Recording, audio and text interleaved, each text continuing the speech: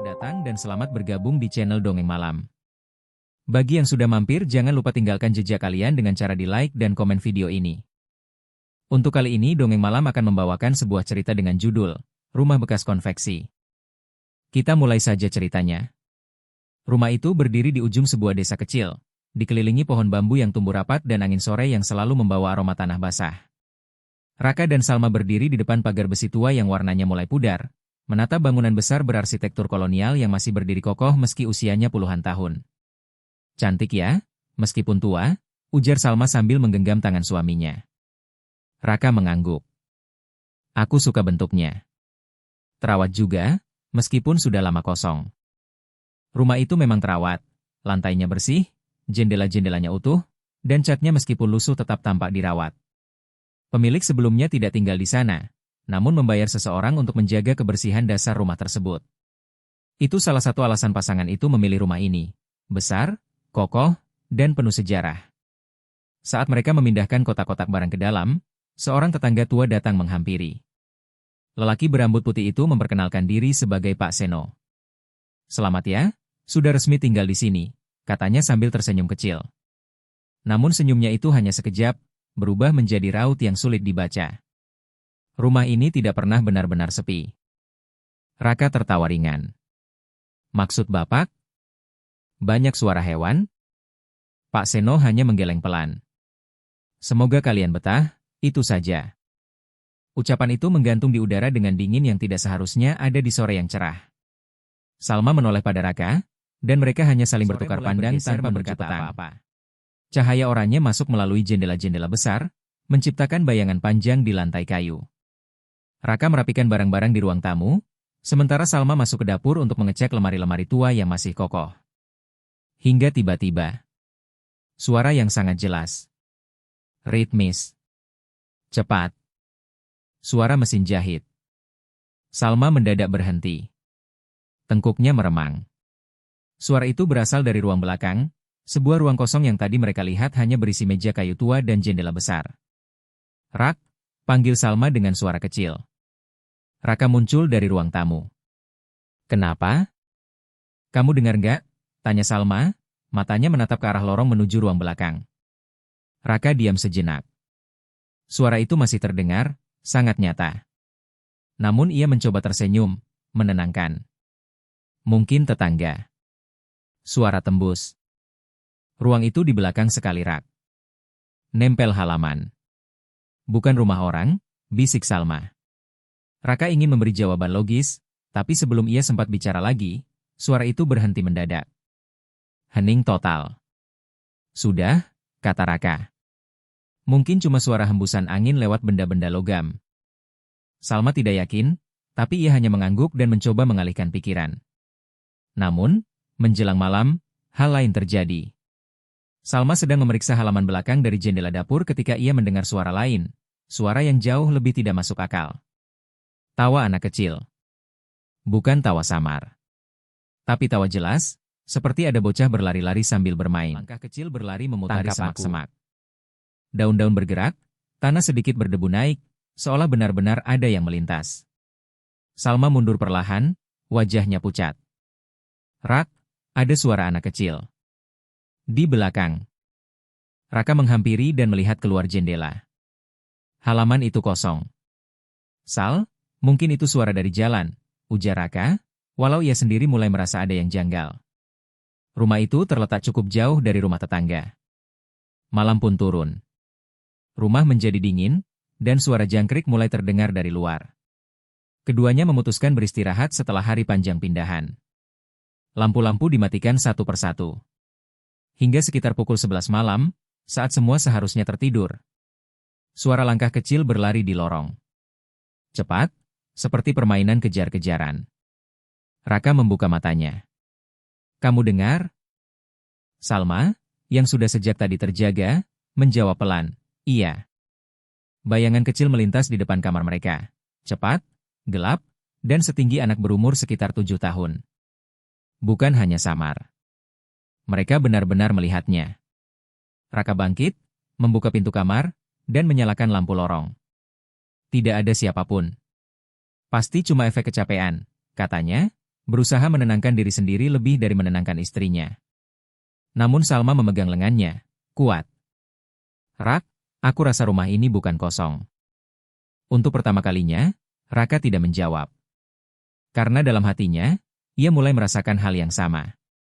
Malam itu, rumah tua itu seperti bernapas, pelan, namun tidak pernah benar-benar sepi. Raka bangun dengan perasaan berat. Ia mencoba menganggap semua yang terjadi hanyalah efek lelah akibat pindahan. Namun, tatapan Salma yang sayu dan gelisah membuat ia sadar bahwa ketakutan itu nyata.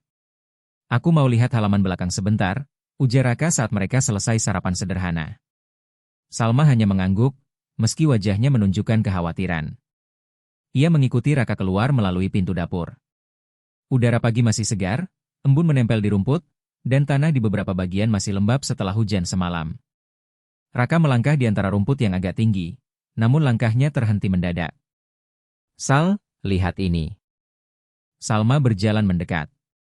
Di tanah yang becek, ada jejak kaki kecil, bukan jejak hewan, bukan juga bentuk yang kabur. Itu jejak kaki manusia, ukuran anak berusia sekitar 6 atau 7 tahun. Dan jejak itu mengarah dari sudut halaman menuju pintu belakang rumah. Anak kecil mana yang masuk halaman kita? Bisik Salma, suaranya mulai bergetar. Paling ada bocah iseng, jawab Raka. Tapi tatapannya sendiri tak yakin. Pagarnya tinggi, dan terkunci. Mustahil anak kecil masuk tanpa mereka dengar. Saat mereka masih mengamati jejak itu, tiba-tiba suara keras dari dalam rumah, seperti benda jatuh. Raka refleks masuk kembali. Salma mengikuti dari belakang. Mereka menuju ruang belakang, tempat ruang aneh dengan meja kayu dan mesin jahit tua. Pintu ruang itu setengah terbuka. Saat Raka menyentuh gagang pintu, sesuatu bergerak cepat di sudut ruangan.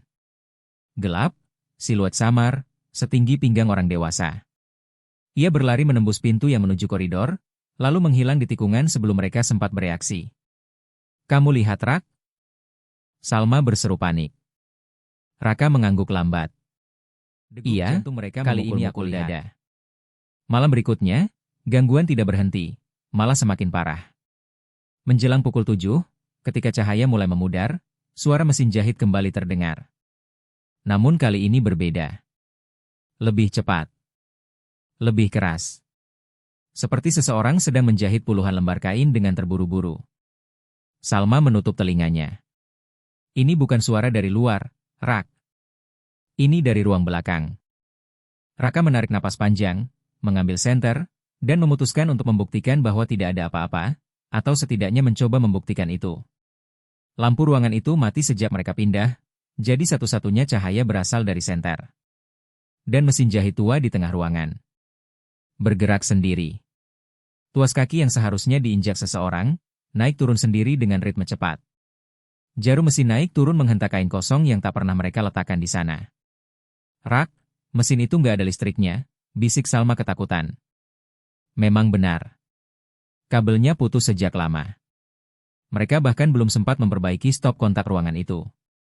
Raka mendekat perlahan, namun sebelum ia sempat menyentuh mesin itu, mendadak sunyi kembali mengendap. Namun rasa dingin perlahan memenuhi ruangan, seperti seseorang berdiri sangat dekat dengan mereka. Salma memeluk lengan Raka. Aku nggak mau masuk ruangan ini lagi.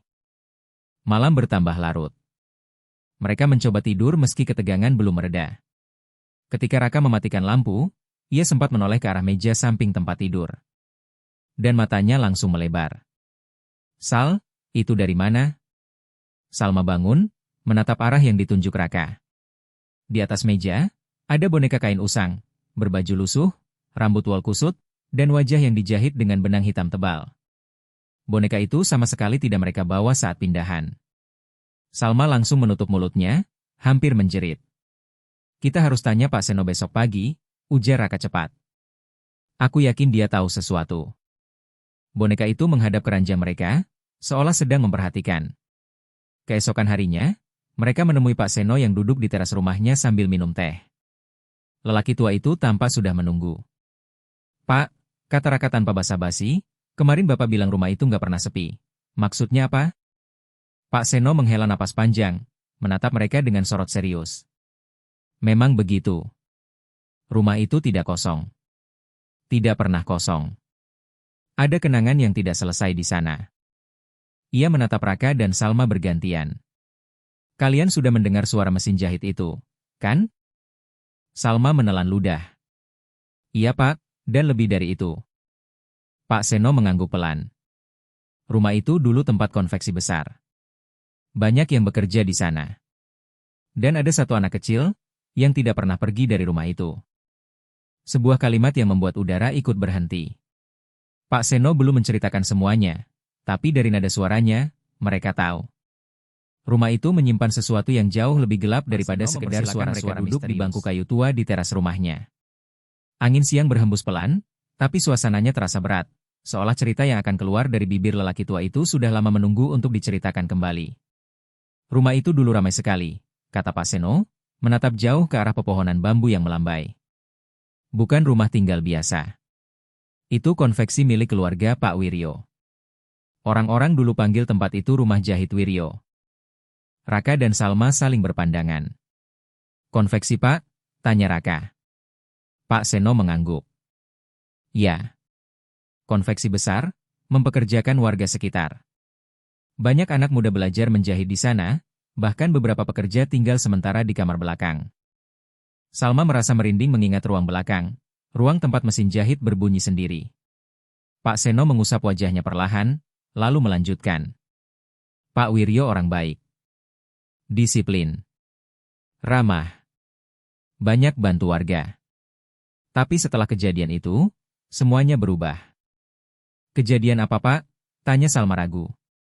Pak Seno menarik napas panjang. Anak semata wayangnya, Budi. Nama itu terdengar seperti angin dingin yang menyusup ke kulit. Budi biasanya main di halaman, lanjut Pak Seno. Anak itu ceria, lincah, suka berlari sambil bawa bola kecil. Semua orang di konveksi sayang sama dia. Raka merapatkan duduknya. Lalu apa yang terjadi? Suara Pak Seno melembut namun terasa pedih. Budi hilang. Salma langsung menggenggam tangan Raka. Waktu itu, Budi terakhir terlihat bermain dekat halaman belakang, kata Pak Seno. Ibunya sibuk di dalam, ayahnya sedang mengawasi pekerja. Tiba-tiba, Budi menghilang begitu saja. Tidak ada yang lihat? Tanya Raka. Pak Seno menggeleng. Tidak ada. Dan itu bagian paling aneh. Konveksi itu ramai, tapi tak satupun orang tahu kemana anak itu pergi. Ia melanjutkan, suaranya makin pelan. Menyisir sungai, hutan bambu, rumah-rumah tetangga. Semua. Tapi hasilnya nihil. Budi seakan ditelan bumi.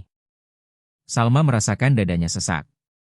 Ia teringat jejak kaki kecil di halaman rumah mereka, suara tawa anak kecil, dan bayangan yang berlari di lorong.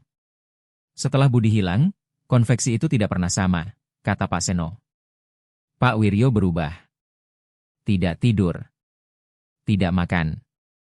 Menangis malam-malam. Dan setiap petang, suara mesin jahit selalu menyala, meski tidak ada yang menjahit. Raka menelan ludah. Suara itu, sama seperti yang kami dengar Pak. Pak Seno mengangguk pahit. Iya. Suara itu terus ada. Bahkan setelah konveksi ditutup. Kenapa ditutup? Tanya Raka. Pak Seno memejamkan mata sebentar. Tidak ada yang mau bekerja di sana lagi. Orang-orang mulai bilang rumah itu dihantui Budi. Mesin jahit bergerak sendiri, boneka kain ditemukan di tempat-tempat aneh, dan beberapa pekerja mengaku melihat sosok kecil berlari, tapi ketika dikejar, hilang. Pak Wiryo dan istrinya akhirnya pergi. Lanjutnya. Tidak tahan tinggal di rumah yang mengingatkan mereka pada Budi setiap detik. Konveksi ditutup. Rumah itu dibiarkan kosong, hanya sesekali dibersihkan. Lalu Marni, potong Salma perlahan. Ibu rumah tangga atau pembantu yang pernah bekerja di sana? Wajah Pak Seno berubah sedikit tegang. Nama itu seperti memunculkan lapisan gelap dalam cerita. Marni, iya. Dia pembantu lama keluarga Wiryo. Diam, pekerja keras, dan selalu dekat dengan Budi. Budi suka ikut dia ke halaman belakang. Pak Seno menatap mereka lekat. Marni menghilang beberapa hari setelah Budi hilang. Salma menutup mulutnya. Ya, jawab Pak Seno. Menghilang? Tanpa pamit. Tanpa pesan. Orang-orang menganggap dia trauma, atau merasa bersalah karena kehilangan budi saat sedang dalam pengawasan. Tapi tidak ada bukti apapun. Raka tidak bisa terus duduk diam. Dari potongan-potongan ini, gambar besar mulai terbentuk di kepalanya. Rumah konveksi. Suara mesin jahit. Anak kecil hilang. Pembantu menghilang. Boneka usang muncul di kamar. Mesin bergerak sendiri. Jejak kaki kecil. Semua itu bukan kebetulan. Berarti, Raka menelan ludah, mencoba merangkai kalimat. Semua yang terjadi di rumah kami, mungkin ada hubungannya dengan Budi. Pak Seno menatap mereka dengan tatapan serius, sedalam sumur tua. Rumah itu tidak ingin kalian pergi, katanya. Salma merinding. Maksudnya apa, Pak? Rumah itu memanggil kalian, jawab Pak Seno. Atau lebih tepatnya, seseorang di rumah itu. Raka dan Salma menahan napas. Pak Seno bersandar dan menatap langit mendung. Budi belum pernah ditemukan. Tidak ada jasad. Tidak ada petunjuk. Kecuali satu hal. Raka mendekat. Apa itu? Pak Seno menatap mereka tajam. Semua kejadian aneh itu selalu berasal dari halaman belakang. Udara menjadi dingin. Langit seperti turun sedikit. Desiran bambu terdengar lebih tajam. Raka dan Salma sadar, mereka tinggal di rumah yang tidak pernah selesai bercerita. Rumah yang menyimpan tragedi terkubur. Dan mereka, entah mengapa, kini menjadi bagian dari kelanjutan kisah yang sudah lama tertinggal. Suasana rumah itu berubah. Bukan lagi sekedar suara-suara aneh atau bayangan yang berlari. Kini gangguan itu terasa hidup, lebih dekat, dan semakin intens. Seolah arwah kecil itu sadar bahwa kisahnya mulai dibicarakan kembali. Malam pertama setelah mendengar kisah konveksi Wiryo, tawa kecil yang biasanya terdengar ringan berubah menjadi sesuatu yang jauh lebih memilukan. Tangis itu terdengar pecah dari arah halaman belakang. Tangis anak kecil, namun terdengar seperti di dalam kepala Salma, bukan sekedar dari luar rumah. Ia memeluk lututnya di ranjang, gemetar. Rak, dia nangis, bisiknya.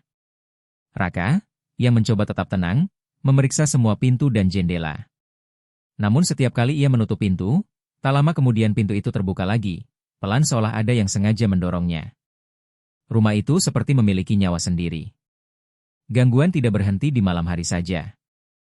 Siang pun dipenuhi keanehan. Ketika Salma menjemur pakaian di belakang rumah, ia melihat sekilas bayangan kecil berdiri di pojok halaman. Bukan berlari. Bukan melintas. Benar-benar berdiri, menatapnya. Salma terpaku, jantung berdebar hebat, tetapi sosok itu menghilang saat ia berkedip.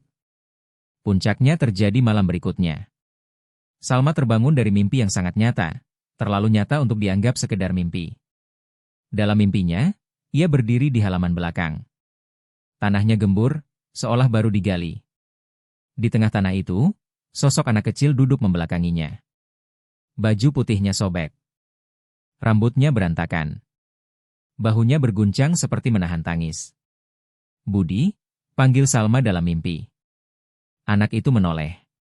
Separuh wajahnya berlumuran darah, pipinya sobek, dan mata kecilnya memandang tajam ke arah Salma. Temukan aku, bisiknya. Salma terbangun sambil menjerit, keringat dingin menetes dari dahinya. Raka memeluknya. Sal, ini cuma mimpi. Tapi terasa nyata Rak, menyingkirkan pandangan wajah Budi dari kepalanya. Esoknya, Raka memutuskan melakukan sesuatu yang lebih konkret. Ia mengambil sekop dari gudang kecil di samping rumah dan berjalan ke halaman belakang. Salma mengikutinya dengan ragu. Aku cuma mau lihat sedikit, kata Raka. Di bagian tanah yang kemarin ada jejak kaki. Salma tidak membantah.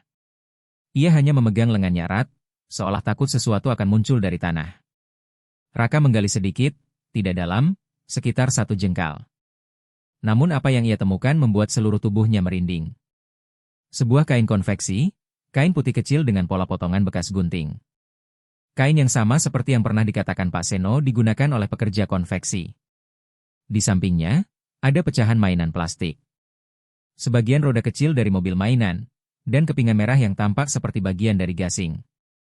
Ini milik anak kecil Sal. Salma menutup mulutnya. Ra, aku sudah bilang kan?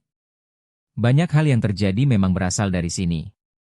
Mereka mengubur kembali tanah itu tanpa berkata apa-apa. Tapi sejak penemuan itu, suasana di rumah menjadi semakin berat. Malamnya, ketika mereka mencoba tidur, suara mesin jahit kembali terdengar. Namun kali ini, bukan suara halus atau ritmis seperti sebelumnya. Ini seperti jeritan mesin. Suara hentakan jarum yang menghantam papan. Putaran engkol yang seperti dipaksa berputar memeluk bantal. Dia marah, Rak, dia marah. Raka berjalan ke ruang belakang, meski lututnya gemetar. Ia menyalakan lampu. Dan untuk pertama kalinya sejak pindah, ia melihatnya. Sosok anak kecil berdiri di samping mesin jahit. Tidak bergerak. Tidak berlari. Hanya berdiri, kepala sedikit miring, wajah pucat, mata gelap dalam, dan darah mengalir dari pelipisnya seperti dalam mimpi Salma. Raka mundur satu langkah. Napasnya tercekat. Anak itu mengangkat tangan kecilnya dan menunjuk ke arah halaman belakang sebelum menghilang perlahan seperti asap. Raka kembali ke kamar dengan wajah pucat. Salma, suaranya bergetar. Kita harus melakukan sesuatu. Dia ingin sesuatu dari kita. Salma mengangguk pelan. Dia ingin ditemukan Rak. Dia ingin keluarganya tahu. Mereka berdua saling menatap, dan tanpa perlu berkata lagi, mereka tahu langkah selanjutnya. Kita harus cari keluarga Wiryo, kata Raka akhirnya. Mungkin mereka yang bisa bantu. Atau setidaknya, mereka yang bisa mengakhiri ini. Salma menggenggam tangan suaminya. Ya. Kita cari ibunya. Kita cari siapapun yang masih hidup. Di luar, suara mesin jahit berhenti mendadak. Dan rumah itu kembali sunyi. Sunyi. Namun terasa seolah ada mata kecil yang mengawasi, menunggu, Salma berkendara menuju sebuah desa di pinggir kota, mengikuti alamat yang diberikan Pak Seno. Rumah kecil dengan pagar bambu itu tampak tenang, namun aura kesedihan terasa pekat bahkan sebelum mereka mengetuk pintu. Seorang perempuan tua membuka perlahan. Rambutnya sudah memutih, tubuhnya kurus, dan matanya redup seperti menyimpan beban bertahun-tahun. Bu Ratna, kami ingin bertanya tentang rumah Pak Wiryo dulu, ujar Salma sopan. Mendengar nama itu, tubuh perempuan tua itu seketika gemetar. Bibirnya bergetar, dan air mata jatuh begitu saja sebelum ia menjawab apapun.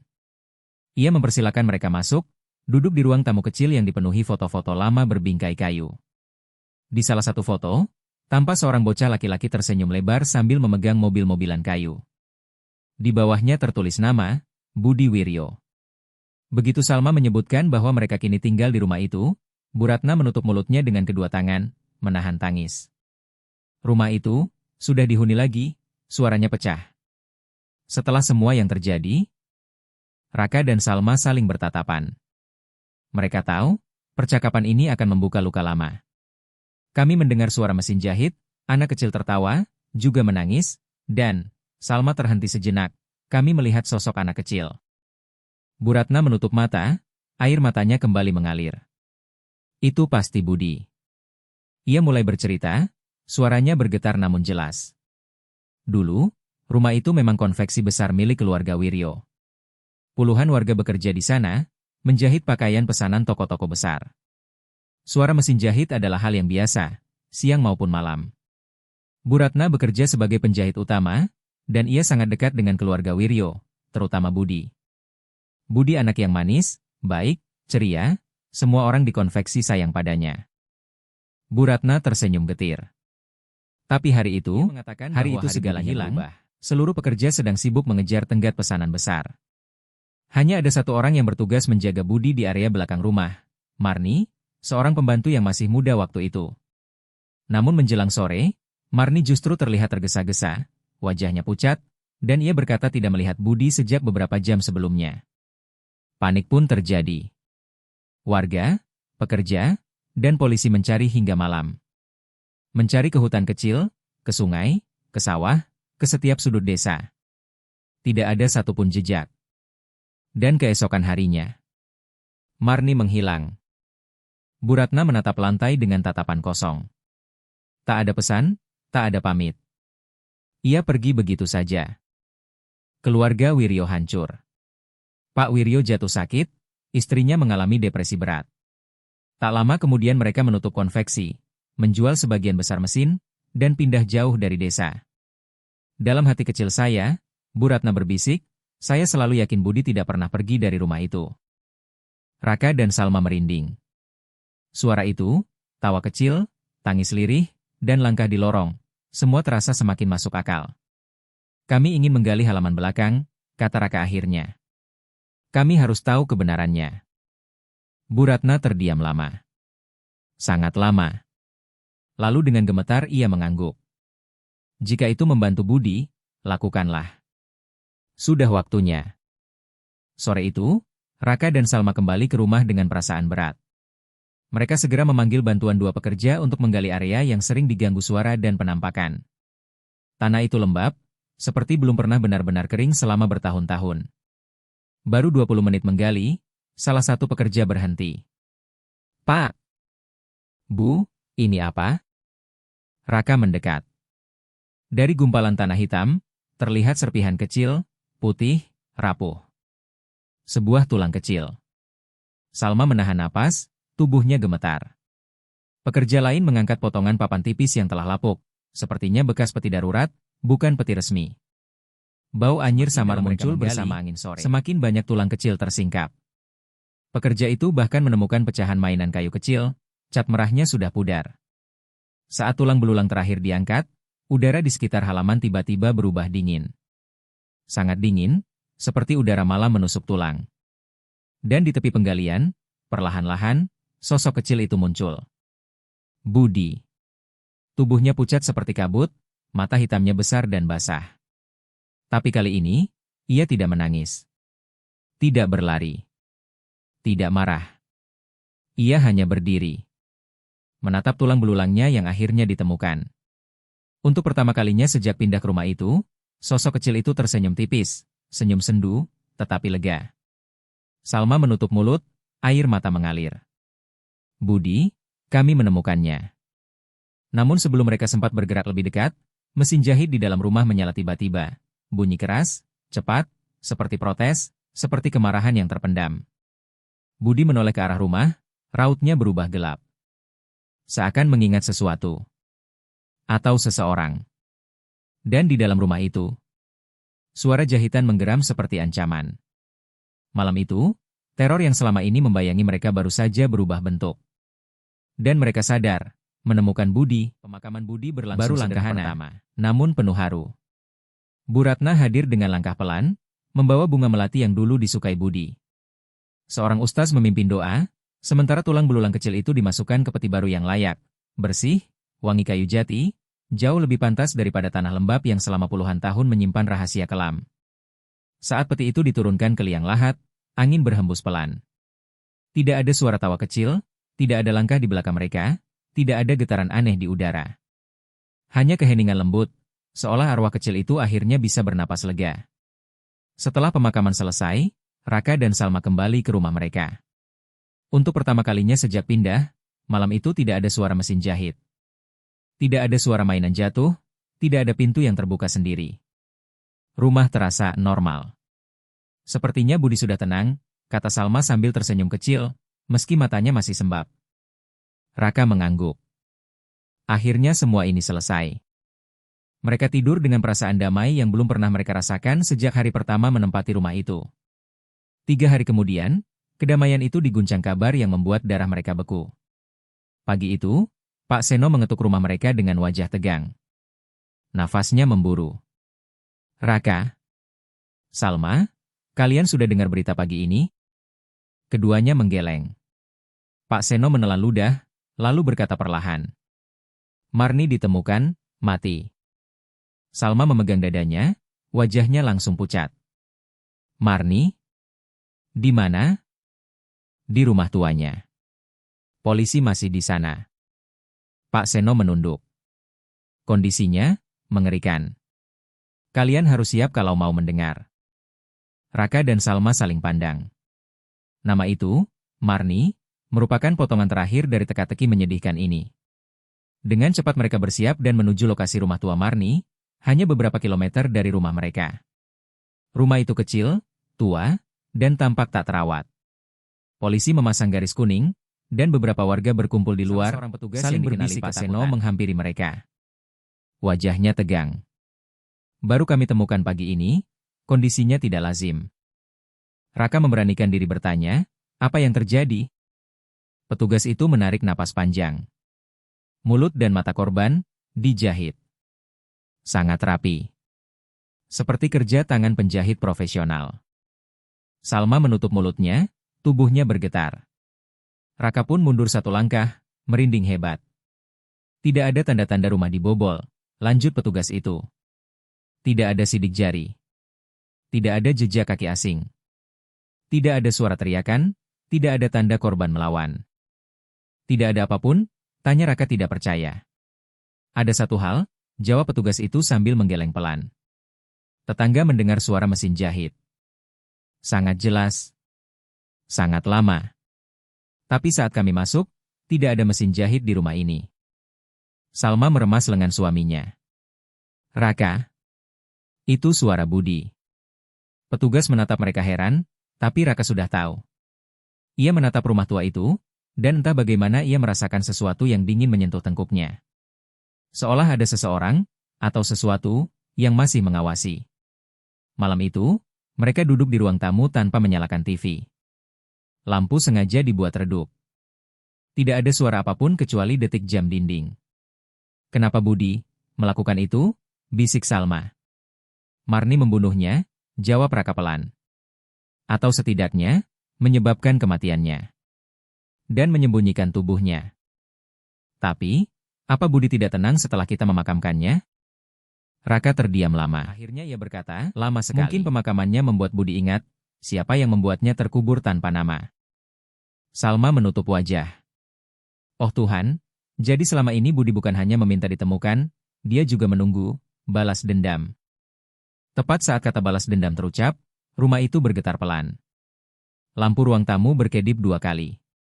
Lalu, suara ritmis halus muncul dari ruang belakang. Suara yang sangat mereka kenal. Suara yang seharusnya tak lagi ada. Mesin jahit. Pelan, tetapi jelas. Salma menatap pintu ruang belakang dengan mata membesar. Raka, kau dengar? Raka hanya mengangguk, tubuhnya kaku. Ia berdiri perlahan, berjalan ke arah pintu, menahan napas. Suara mesin jahit semakin cepat. Tiba-tiba berhenti. Dan dalam keheningan yang mencekam itu, sebuah tawa kecil terdengar. Pelan. Sangat pelan. Budi belum pergi. Dan mungkin, ia tak berniat pergi sebelum sesuatu yang lain selesai. Malam di mana suara mesin jahit kembali terdengar seakan sedang merajut sesuatu yang tak terlihat. Rumah tua itu tiba-tiba jatuh ke dalam keheningan yang belum pernah dirasakan Raka dan Salma sebelumnya. Tidak ada lagi langkah kecil di lorong, tidak ada lagi pintu yang berderit seolah didorong tangan tak kasat mata. Tidak ada tawa, tangis, atau bisikan yang memanggil nama mereka dari kamar belakang. Keheningan itu bukan kosong. Ia terasa seperti penutup.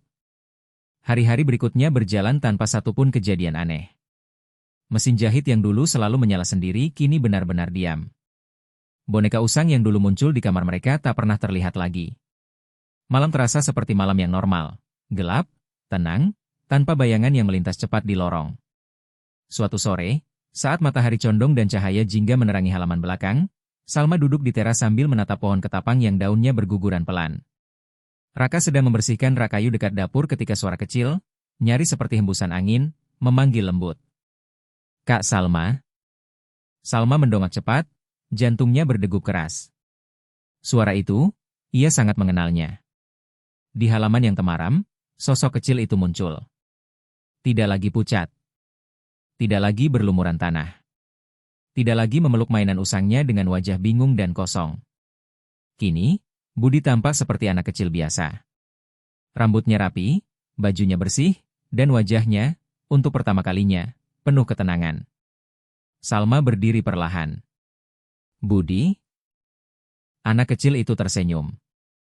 Senyum yang hangat, bukan lagi senyum getir yang menyimpan kesedihan puluhan tahun. Ia melangkah mendekat, walau langkahnya tak bersuara di tanah. Terima kasih, katanya lembut. Suaranya seperti angin lembut yang lewat di antara pepohonan. Kakak sudah bantu temukan aku. Raka muncul dari pintu belakang, tertegun melihat penampakan itu. Namun tidak ada rasa takut. Tidak ada tekanan dingin di udara. Hanya suasana damai, seperti kunjungan terakhir seorang tamu kecil. Kata Salma, suaranya bergetar namun hangat. Budi mengangguk. Ia menatap halaman belakang, tempat kisah tragisnya berakhir dan kisah pembebasannya dimulai. Aku sudah tenang sekarang. Aku sudah pulang. Raka menunduk sedikit. Budi, maafkan semua yang terjadi. Anak kecil itu tersenyum lagi. Tatapannya lembut seperti seorang anak yang akhirnya mengerti hal-hal yang dulu tidak mampu ia pahami. Aku tidak marah lagi. Aku sudah ingat semuanya. Dan sekarang, aku tidak sendirian. Angin berhembus pelan. Daun-daun bergerak seperti melambaikan tangan perpisahan. Tubuh Budi mulai memudar, perlahan, seperti kabut yang larut dalam cahaya senja. Sebelum ia lenyap sepenuhnya, ia menatap mereka berdua dan berkata, "Aku sayang rumah ini. Tolong jaga ya. Rumah ini cuma ingin ceritanya selesai." Lalu, ia hilang. Benar-benar hilang. Untuk pertama kalinya sejak Raka dan Salma menjejakkan kaki di rumah itu, mereka merasakan kedamaian yang tulus. Bukan keheningan seram, bukan ancaman yang tak terlihat, melainkan keheningan yang merestui. Beberapa hari kemudian, polisi resmi menutup kasus kematian Marni. Tidak ada penjelasan masuk akal, tidak ada tersangka. Hanya bisik-bisik warga tentang balasan yang datang terlambat. Tapi bagi Raka dan Salma, mereka tidak ingin menambah cerita itu. Tidak ingin mengulang tragedi. Tidak ingin menyebarkan ketakutan. Mereka hanya menjawab singkat setiap kali ada warga bertanya. Rumahnya sudah aman sekarang. Waktu berlalu. Dan itu benar adanya. Salma mulai menata ulang ruang belakang yang dulu menjadi sumber suara mesin jahit. Kini ia jadikan ruang membaca, dengan jendela besar untuk menikmati cahaya pagi. Raka memperbaiki pagar, mengecat ulang dinding, dan merawat halaman belakang dengan penuh perhatian. Rumah itu berubah. Menjadi terang. Menjadi hidup kembali. Tetangga yang dulu enggan lewat kini mulai menyapa. Anak-anak kecil terkadang bermain di depan pagar tanpa merasa takut. Keberadaan Raka dan Salma perlahan membawa kembali kehidupan yang hilang dari rumah tua itu. Pada suatu malam yang sunyi, saat Raka memastikan pintu-pintu terkunci, ia berhenti sejenak di lorong. Ia menunggu, berharap mendengar sesuatu. Namun tidak ada. Hanya detak jam dinding, dan suara istrinya di ruang tengah. Raka tersenyum tipis. "Sudah selesai ya, Bud," gumamnya. Ia mematikan lampu dan kembali ke ruang tengah. Rumah tua itu kini tidur dalam damai, tanpa jeritan masa lalu, tanpa tangis yang tertahan, tanpa suara mesin jahit yang menuntut keadilan. Semua telah selesai dijahit. Rapi, sunyi, dan sempurna. Cerita rumah tua itu akhirnya tertutup. Terima kasih sudah mengikuti cerita sampai akhir. Untuk cerita dengan judul Rumah Bekas Konveksi berakhir di sini. Akan banyak lagi cerita-cerita menarik yang akan dibawakan Dongeng Malam. Jadi silahkan di-subscribe channel ini agar tidak tertinggal cerita-cerita menarik dari video berikutnya. Dan jika kalian suka dengan cerita-cerita seperti ini, silahkan di-share video ini agar channel ini bisa lebih berkembang lagi.